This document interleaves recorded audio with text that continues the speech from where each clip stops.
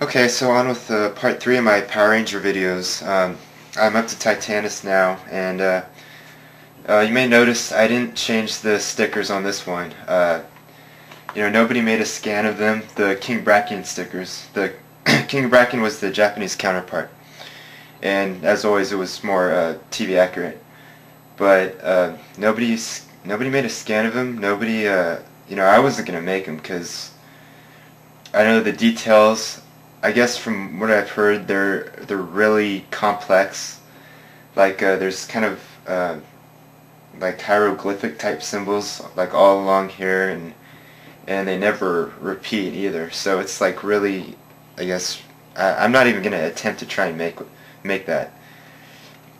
So I mean, the last time I heard, reprolabels was working on them. So I don't know if I do decide on switching them. That's probably where I'll go, but.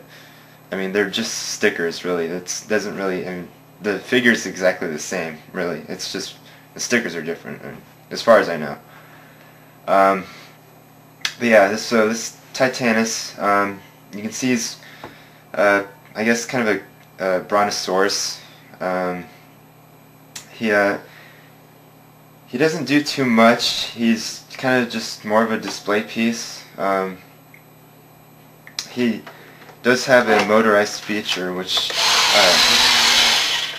didn't mean to do that. Takes two C batteries right here on the bottom.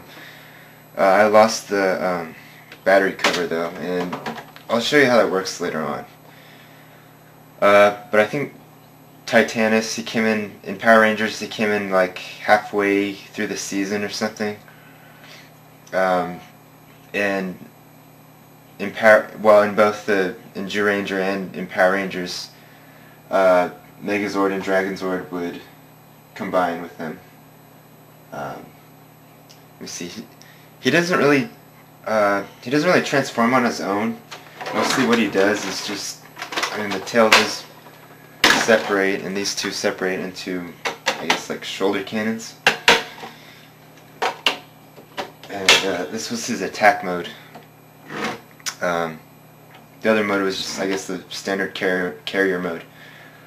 But yeah, that's really it. He doesn't really transform or anything. So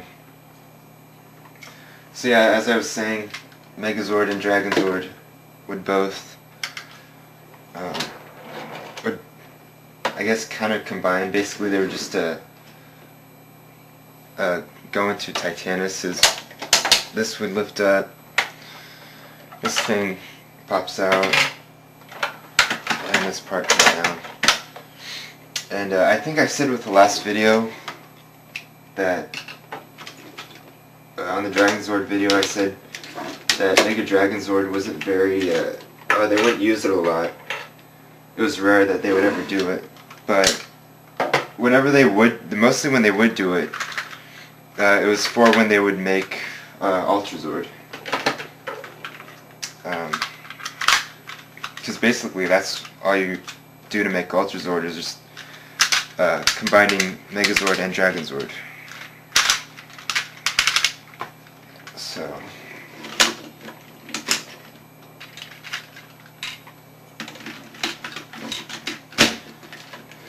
So then you'd have that. Yeah, this thing would fit right on there on the chest. You take the Dragonzord's chest, and this goes in right in there like that.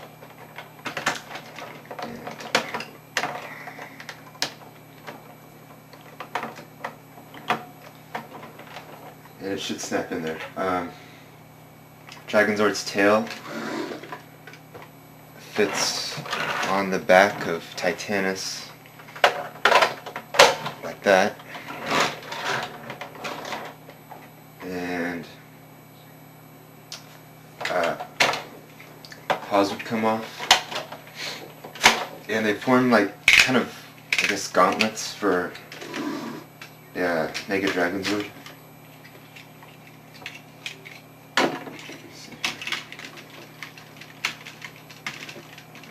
It should just snap in like that.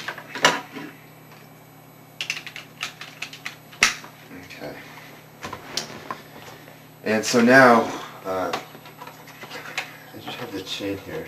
Hold on. There it is. I like to store the chain inside the lid there, the little space inside Titanus. So then what you would do is just then take this and it would go right in there like that. And I'm pretty sure you're supposed to lean it backwards, kind of like have it leaning backwards, because there's a little space right in back of there for the Tyrannosaurus's tail. And also there's like a lot of weight to this, so I'm pretty sure if you try to stand it up like that, it just kind of like goes forward. So I'm pretty sure you kind of lean it back like that. Let me see here.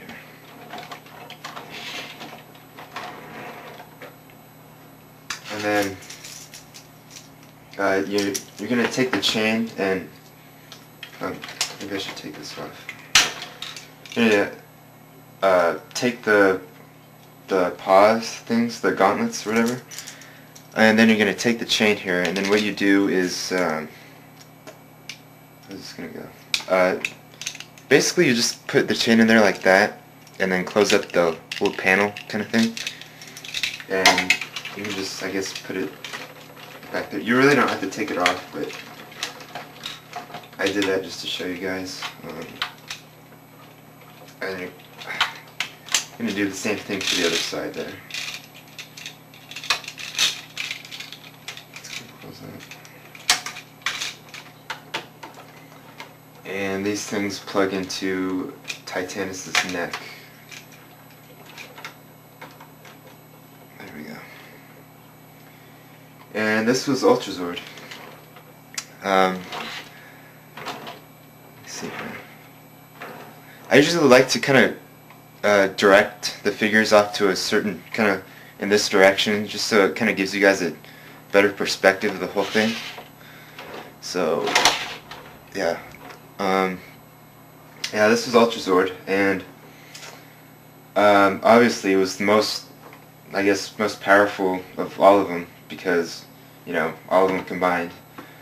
But I think in Zyuranger, it was, they had a name for it. I think it was like Ultimate Daijujin, which I know they had a Japanese name for Ultimate, but I don't know what it was. But yeah, basically it was all the, I guess, because each of the individual Zords were, I guess, deities of some sort, and they would all combine, and this was the ultimate Great Beast God, which means Daijujin in Japanese. So yeah, I think that's pretty much it. I think I'll show you guys how the motorized feature works. Okay.